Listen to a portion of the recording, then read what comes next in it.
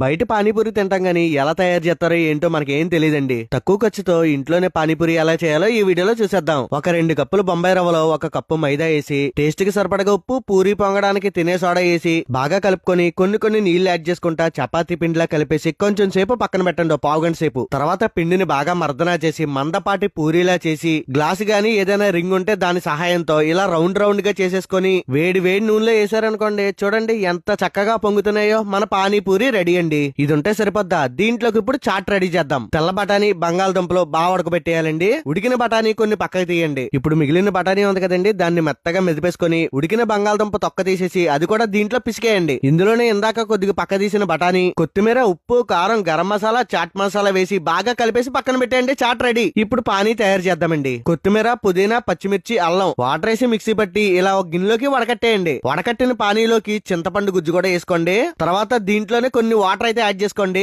మీకు పులుపుకి ఘాటుకి తగ్గట్టు వేసుకోండి. తర్వాత దాంట్లోనే ఉప్పు, కారం, జీలకర్ర పౌడర్, ధనియాల పౌడర్, లైట్ గరం మసాలా వేసారంటే పానీ కూడా రెడీ. బాబోయ్ ఇదంతా మా వల్ల కాదనుకుంటే ఇంకేం చేస్తామండి, బయట బండి దగ్గరికి వెళ్ళి 25 రూపాయలు ఇచ్చి ఫుల్ గా తినేయడమే.